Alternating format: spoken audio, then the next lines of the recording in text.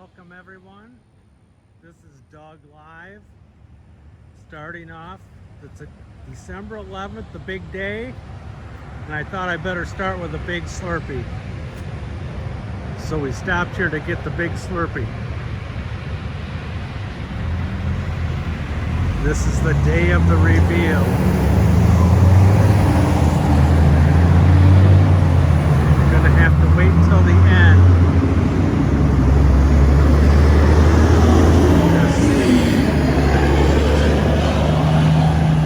What's happening?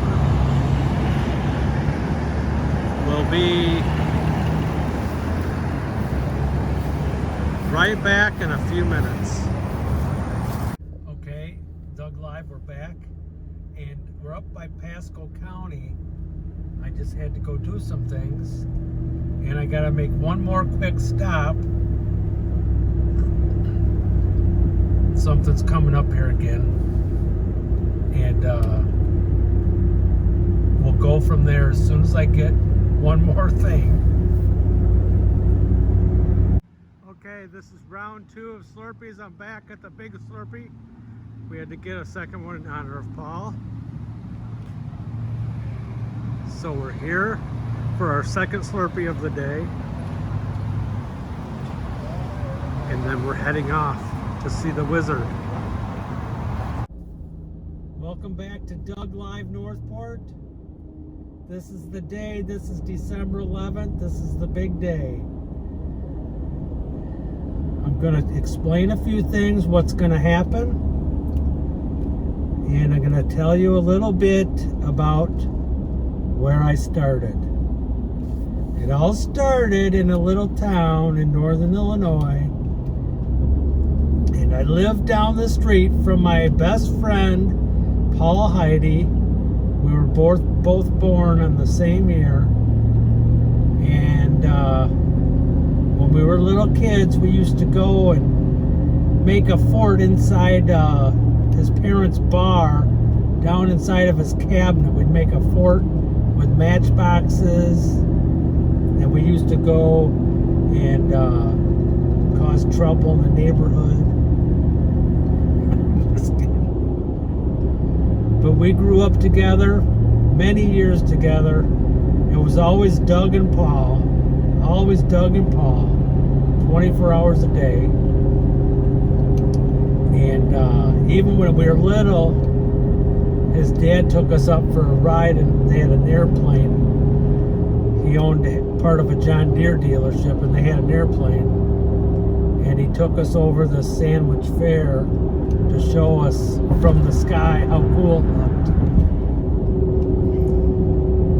And when he came into land, we actually crashed. Paul and I crashed in an airplane together. And it's all because I guess they said that the landing gear in a Beechcraft had a problem with the nose gear, so it shattered when we landed, and it was just terrifying. The propeller was hitting the ground, bam, bam, rocks flying, sparks. It was just like, you wouldn't believe it.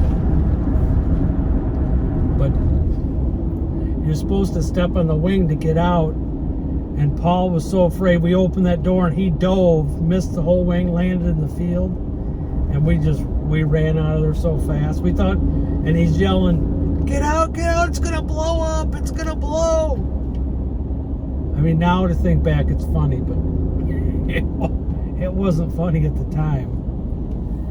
And the good thing about, he had a John Deere dealer, so when we were teenagers, Paul and I would sneak out there, and they would go, we just got a new 440 Spitfire. We just got a new 440. I don't remember what the big one was called. But we would take them out. And no one ever knew, because we'd take them out and use them. And one time he's pulling me down the streets because the roads were closed because there's so much snow. So we're just going down the streets, and I'm on a saucer on a rope in the back. And it's just tied on a rope. And we're flying down the streets. Oh, I see police sirens and lights. And so he gets going faster because he sees the cops. Well, I'm back on this saucer, and he's going around these turns, and I can't control the saucer. I'm swinging way out around, just like, felt like I was doing 100 miles an hour on the turns. And I'm lucky to be, I'm seriously lucky to be alive, because he was going so fast, like he forgot about me on the back.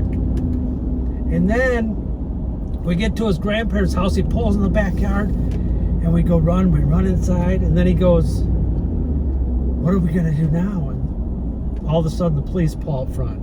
All they had to do is follow the tracks to the snowmobile tracks. So we're like busted. I don't even remember what came of it, but because we were so little. And then we took it back, and he had to move some stuff to get it back in there, and he gets the forklift, which is like 20 feet tall, one of those huge ones. Well, he didn't realize the garage door had to be open, that 30 feet tall, but it wasn't open all the way. And the top part, bam, smashed in the garage door. We were panicking. We put the forklift on the inside, trying to push the garage back out. I don't know if they ever figured out who did it, but I'm not saying who did it. So we spent a lot of time running around the town. It was crazy, my whole life. But video cameras had just come out. This is in the 70s. So this tape I'm about to show you is about 40 years old. So it's not good quality, but Paul is on the left. We did a butter commercial. Paul's on the left, and I'm on the right. So when you watch this, Paul Heidi on the left, Doug Live on the right. And this is our butter commercial. We're putting butter on crackers. And it got so bad, we ate so many crackers with butter, we were, at the end of the day, it was like, we both felt sick. But in the middle of it, we had so many. I started eating the crackers without butter on them. He's trying to put butter on them. And I'm like, no. But you'll see. Remember, we're just little kids in this. This is back in the 70s. So it's a little embarrassing to show you this. But I don't have a lot of videos of Paul and me, so this is the first one I'm going to show you coming up.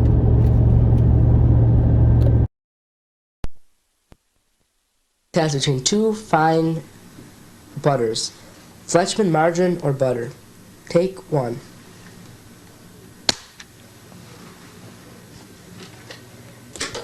We tested two young people against the leading butter and Fleischmann's margarine, the good distinct flavor of butter.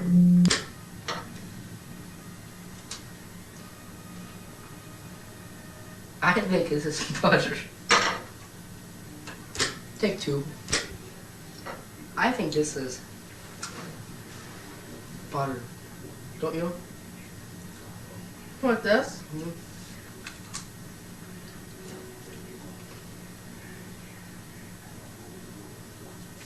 No. I don't think so.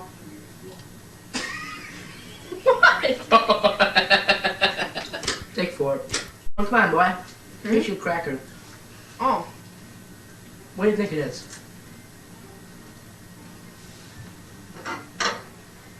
What do you think it is? I think it's butter. No. It's butter. No. Fleischmann's. Butter! I don't think so. Let me try it one more time. I don't think it's butter. Fleischmann's. I think so. I think it's Fleischmann's. You don't know what he's talking about. It's butter. No, it's Fleischmann's. Butter? It's Fleischmann's. Butter. Oh, it's surely Fleischmann's. I can tell by the rich taste and smoothie cream. That's the butter. Mm-mm. You expect to get this good taste out of cheap Fleischmann margarine? Mm-hmm. It's Fleischmann. I don't think so. I think it's well. Hey, I know what good butter wine and good Fleischmann Use wine some butter tastes taste. like. Give me that. There it is. This is Fleischmann's. Butter! Fleischmann's. Butter. Now watch what this says. What do you think it is? Butter. Fleischmann's. Butter. Definitely Fleischmann's. Butter. Fleischmann's. Fleischmann's. I hope it's Fleischmann's. Why don't you get your taste buds right and taste these crackers, will you? Okay. Alright, that's what I'm doing. Some butter on it. Fleischmann's. Now you taste it. I think you're not putting, you can taste it. It's Fleischmann. And now you know what the video quality was like in the 1970s. So I was dating, I'm just trying to put this, trying to put 29 years into a few minutes. So I was dating this girl in high school for about 5 years. Decided to get married because everyone always says, oh, you got to get married. You know how that is. And Paul and I are like, oh, this is going to suck. So we decided to start this company called Laser Rock DJs. And because I had about $20,000 worth of CDs. That was when CDs came out. And I had a big amplifier, and we were halfway there. So we decided to do this, and we went, Paul and I went down to the Guitar Center and found the guy said, oh, these, you gotta get these. This is the speakers that the band Journey uses. So I said, JBL, huge speakers. And so we ordered those, get them. And you can't, one person can't lift them. It's it takes two people a struggle to lift them. They're so big. So we spent the money, got that, and decided to do some DJing. So we started out in this bar, and we would play like really loud music, just rocking the house. And then we said, oh, maybe we should do weddings and stuff. So we started off in this bar, and they had it was called the Crazy Horse Saloon. And they had these girl dancers that would come in there in bikinis, almost naked, and we were shaking. We had these speakers so big and it was so powerful. We were just shaking the whole town, like for miles. So we lived in this in the same town together, and they were having a meeting, a city council meeting, because they some guy was building a building, and everyone was complaining. So Paul and I went down there, and we're sitting there in this town hall meeting, and they said, it was supposed to be about this building, and they said, well, someone got up and said, I want to start, what are we going to do about this loud music down at that bar? You can hear it all the way, the whole town can hear it all the way on the other side of town. Paul looks at me and he goes, we gotta get out of here quick. And I'm like, so Paul jumps up, everyone looks at him, he goes running out the door. And I'm sitting there, everyone starts looking at me, and I'm going, oh shit, what am I gonna, so I just slowly stood up, started walking. They were talking about us, we were the ones making the loud music. I have no idea. They probably didn't know it, but it was such a shock. We had to get out of there. And we rocked every place we went. It was just like a concert where you're listening to that music and it's thumping in your chest. And the first wedding we did, I mean, I could make a movie about what the life of a DJ or a band member. I mean, it's insane. The first wedding we ever did, Paul goes, "Hey, come here, come here." I'm like, "What?" He goes, "You see that car over there bouncing up and down?" I said, "Yeah." He said, "Go look who's inside." I said, "What are you talking about? We got to get in there. I got the background music playing. We're going to start in half an hour." He said, "You got to go look." I'm like, "What are you talking about?" He said, "It's the bride on top of the best man." I'm like, "No way." I'm like, is this how weddings are?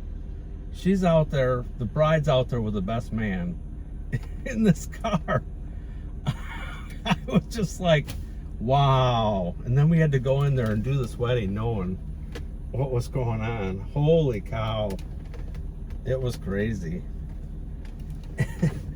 And then I was in college. I had like 8 hours left to finish, and I got hired to run this computer in this hospital.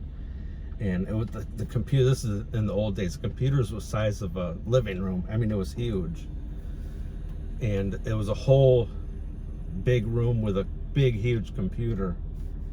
And I worked. They brought me out of college, so I quit college to run the system because it was the first computer anyone's ever had. And I was down there in third shift, making sure all the people that were had passed away, you know, are out of the computer and stuff, and make sure everything's backed up at the end of the night. Well, Paul knows this, and my wife was a phlebotomist in the hospital during the day. So Paul sends this not stripper, but a dancer that from that bar that we used to play at. He sends her down there to see me. Security brings, "Hey Doug, there's the security guard looks at me, there's someone here to see you," and he like has a big smile on his face. She comes in these stripper boots. Looks like a total like a prostitute, and I'm just going. And she goes, "Paul sent me to come here." I'm thinking, are you kidding me? My wife works in here in the hospital in the floor. So everyone in the ER where you have to come in at night is asking, "Hey Doug, who's that girl? You know, is your wife aware?" You know, I'm like, no, there's nothing going on. That was real funny. I mean, I almost had a heart attack. So then we continued on DJing. I mean, if you, I could go on and on with stories like you wouldn't believe, because we always it was kind of like the Blues Brothers, where we would play somewhere and we would drink so much at the end of the night we'd go to collect, and they'd say, "No, you owe us." I'm like, "What? What are you talking about? Oh, you don't remember? You guys were so drunk, you're buying everyone drinks, everyone in the bar." That was the problem with Paul and I, because life was a party. we would be drinking so much, you know, you want everyone to have fun, so we always bought everyone. Half the time we lost money. We would buy everyone drinks in the whole bar so everyone had fun with us. But this first one, I'm going to show you our DJ company. We had laser lights, we had fog, we had smoke, bubbles. We started off with, we went all out. We were like going to a concert. When the song stops, you can feel it in your chest. That's how powerful it was. And when we stopped, this at the, like if we stopped this one I'm going to show you, it's all cops. So when they would come up, every person you're going to see in this tape is a cop. The bride is a cop. The groom is a cop. You'll see, let's see, in this video, Doug's on the left and Paul's on the right. We're the DJs. But this wedding was so, I mean, it's actually scary because these cops, everyone in there that you see on the dance floor is a cop. And it was in our community. And they got so drunk, it's like they'd come up and request something. And one guy said, listen, there's going to be bullets coming across here if you don't play my song. Well, we have our wedding music that we got to play. So we have this all planned. I mean, he's going to have to wait, but they're just freaking out. But you're going to see, this video here is Paul and I doing one of our weddings. This is probably in the earlier years, because we did this for a long time. But here's the video of the wedding of the police officers.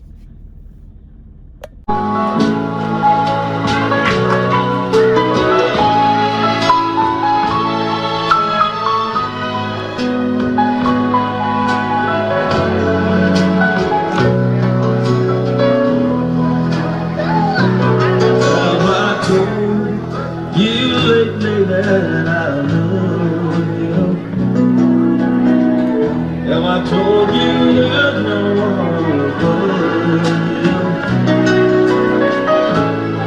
Well, my heart regretted, take away my sadness. Here's my trouble that with you.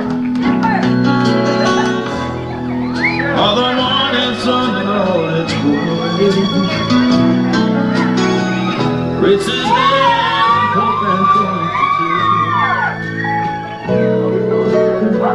And you fill my life with laughter, you can make it better.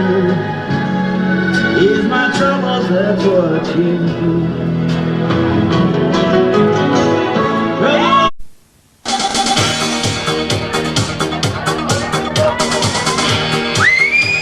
When they get to your table, get in the back of the line.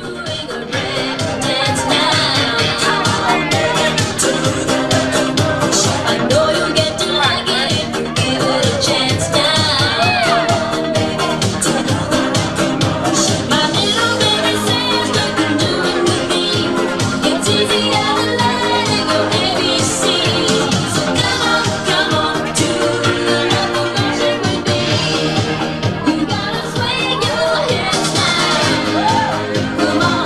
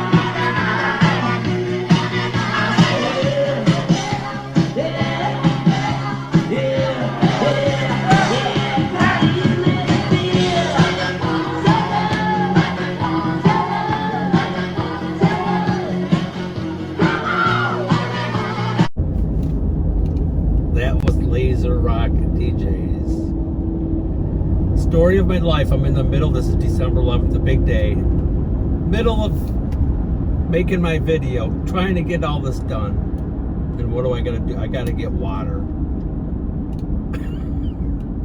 Interrupted. This is basically the special media life. This is what happens when you're in the middle of shooting a very important video. You gotta go get water. So getting back, Paul and I had a crazy life. We would go, my wife put up with a lot because she knew Paul and I were gonna keep partying. So we we made up this story that we had to go to Las Vegas for these DJ conventions. And it was like twice a year. So Paul and I had to go to these DJ conventions in Las Vegas until I think she started to figure out there was no DJ convention. So we had to bring her. So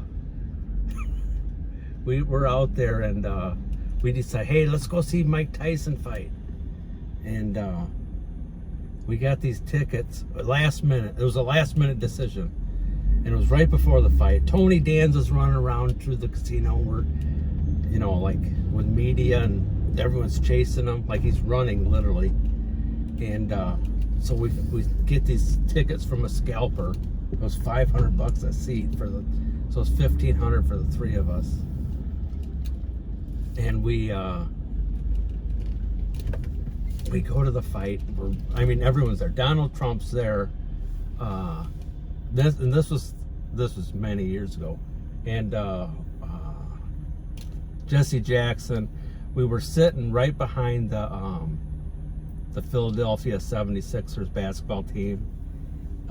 What's that tall guy's name? I can't think of it. But it was like, you wouldn't believe it. Okay, we'll be right back. I gotta go get some water. Oh no, we got a flat tire.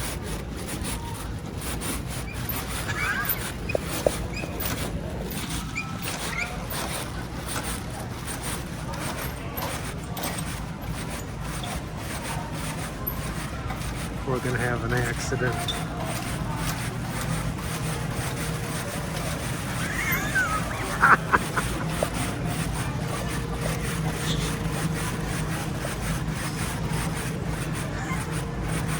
Hold on, people.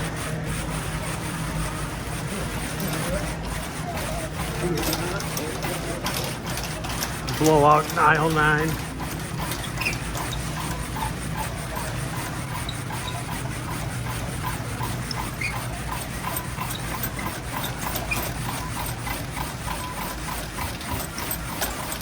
Look out, we got a flat tire.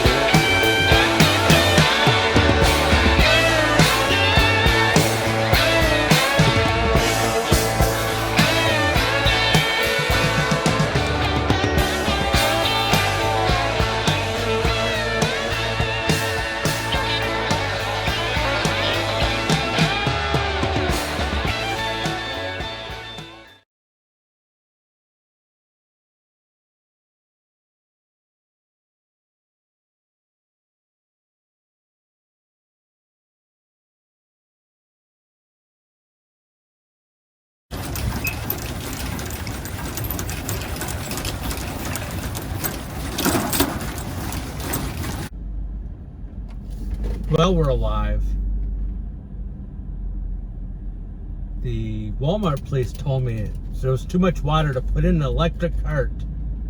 So I had to push the thing with the flat tire. So anyway, getting back, let's talk about sidetrack every day. Okay, we're back on track. And let's see what's coming up next.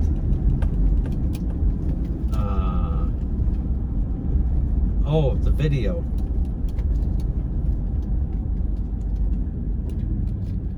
Let's see which one. I can't remember where we're at now. Let me think about it, and I'll get back to you. Okay, we're back. Getting back to the story. Paul always messed with me. I love Neil Young, and we started listening to it, like when we'd set up and take down, we'd listen to Neil Young, and he would joke around, and he'd put Neil Young, the CD, in my rack. He'd put Neil Young, and then he'd put Boy George below and Elton John above, just to mess with me. You can figure out what that means. But I had him at the end. He was singing Neil Young songs. So I said, hey, I'm getting tickets. So we went to see Neil Young, and we get there, and we go to our seats, and he goes, how the hell did you get front row seats to Neil Young? And this was in Chicago. And I said, well, $3,000 will get you front row seats. I've seen Neil Young like many times, so it's worth every penny. So we're DJing, and Paul, he starts to, he's always feeling his neck. I got this bump on my neck, and I'm like, well, you got to go get that. Just go to the doctor, have him look at it. And so he did. Then he calls me. He says, hey, come over. I got to tell you something. So I go over to his house.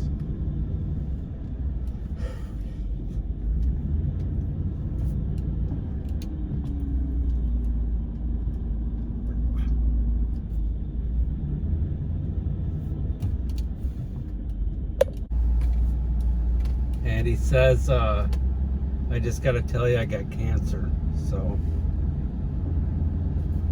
it was tough, and hard to talk about. So he had to, it was quite a while, but he had to go in for chemotherapy, and he told me, he said, well, listen, I gotta do this, so bring your Flowbee over. I had a Flowbee because I cut my hair with a Flowbee, still with the same Flowbee to this day. And he said, I want you to cut my hair and shave my head. So we did that, just trying to cope with it the best we could. And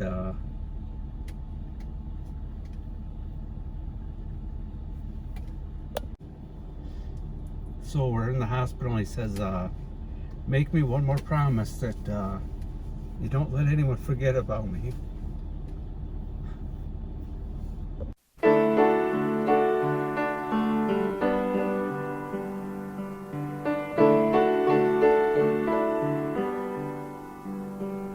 Well, I dreamed I saw the knights in armor coming, saying something about a queen. There were peasants singing and drummers drumming, and the archers split the tree. There was a fanfare blowing to the sun that was floating on the breeze. Look at Mother Nature on the run in the 1970s. Look at Mother Nature on the run 1970s. I was lying in a burned out basement with the full moon in my eyes. I was hoping for a replacement when the sun burst through the sky. There was a band playing in my head, and I felt like getting high. I was thinking about what a friend had said. I was hoping it was a lie.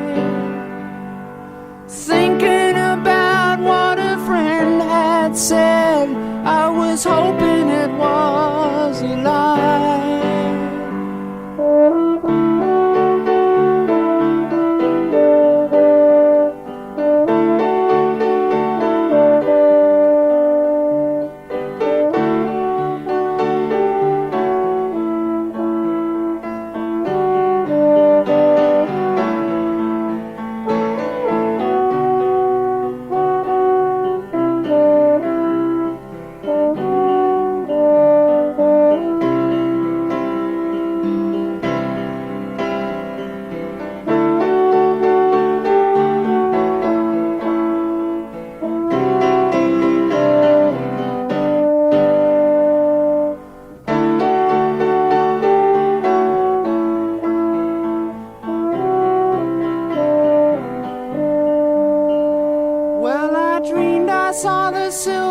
Spaceships flying in the yellow haze of the sun. There were children crying and colors flying all around the chosen ones. All in a dream, all in a dream. The loading had begun. Flying Mother Nature's silver seed to a new home in the sun. Flying Mother Nature's silver seed to a new home.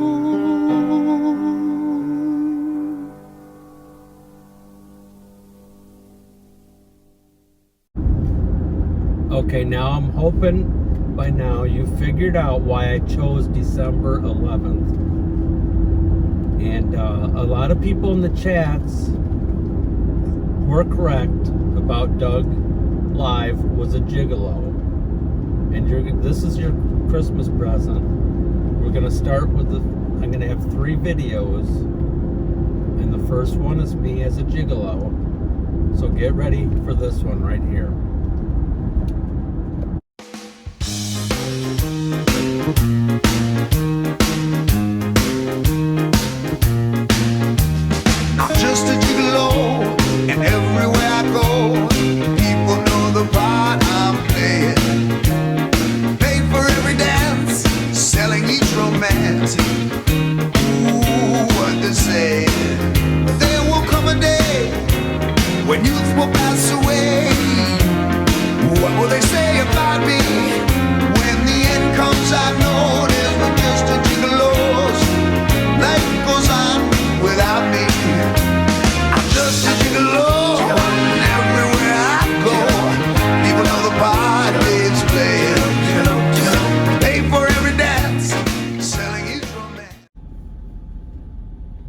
Hope you had removed your children from the room before that video started.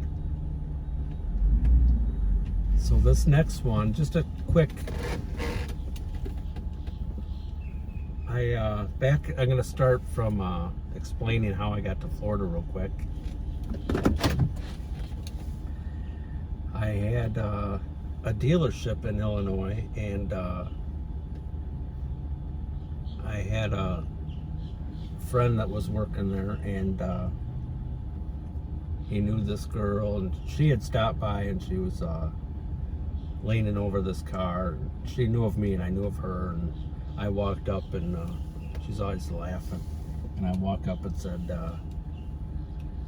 "Hey bitch, what's going on?" She said, "Not much, asshole." And we never even met before. So yeah. Next thing you know, I'm getting to serve divorce papers. So and then I moved to Florida. And this next video is a place that's no longer open.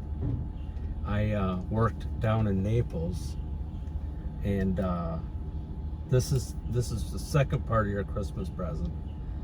This is the first one showing that you'll understand, kind of like that was the pitch man, just like Billy Mays. Here it is. Welcome back to Victory Auto Live here in Naples. We're on 2372 Davis Boulevard. We're having a rainy day sale.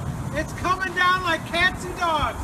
So get down here. I want to show you we're open through the rain, through the storm. This might even be a hurricane. We're still open.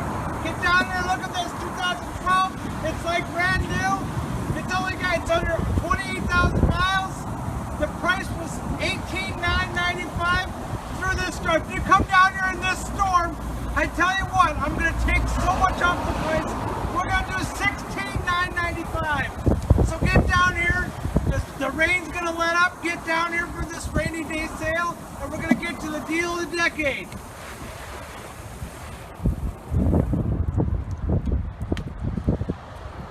Oh, looks like it quit raining. So get down here quick, folks. The storm's gone, but we're still selling here.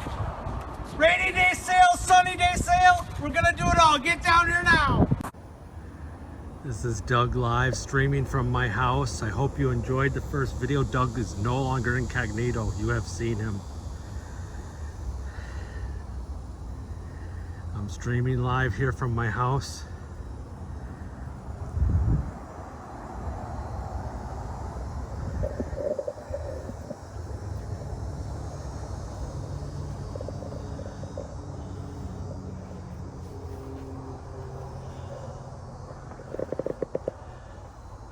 We have one more present for you. Streaming here from my house. Live inside my house. Looking out on the beautiful porch. Hello.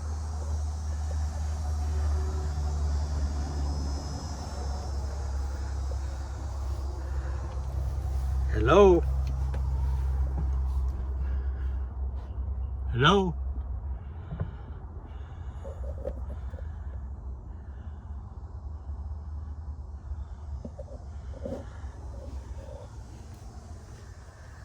The last video you're gonna see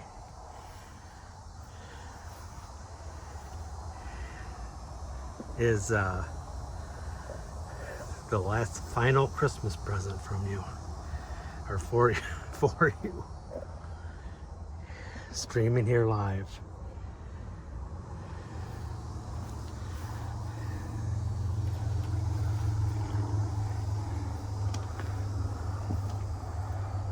With the bloody blanket. Eesh. In the lovely house. With the Scream mask. So coming up is the final video. My Christmas present to all of you, streaming live from the Love Shack. And we're here in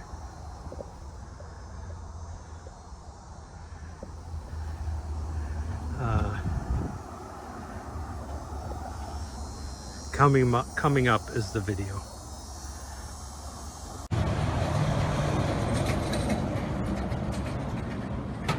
Ho, ho, ho! Ho, ho, ho, folks! And I'm not talking about my ex-girlfriend.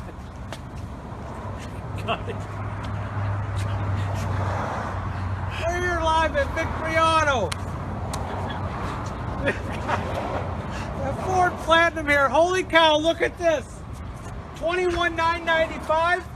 This is the F-150 Platinum. This thing is the Cadillac of trucks. Take a look at this inside.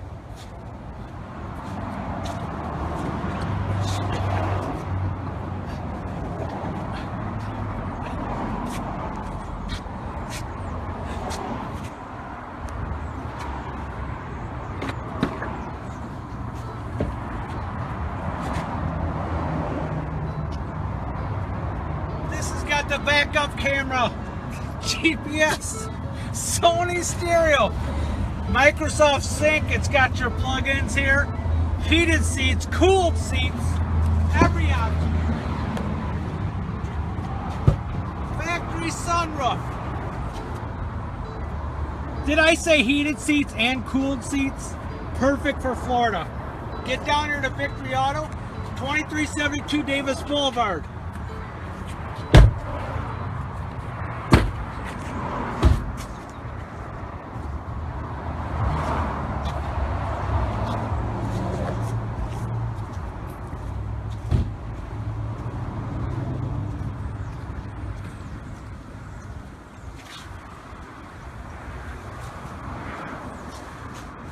Hurry down before this is sold. Buy this for your wife, your husband for Christmas.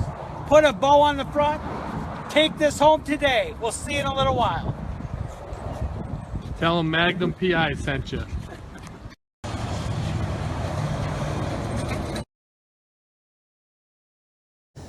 We're no longer incognito. I hope you all enjoyed the show. I want to wish all of our fans a Merry Christmas and a Happy New Year. I hope you all have a wonderful time. We love you all so much. We will be back. Thank you very much. We love you all. Thank you for all your support and help through this.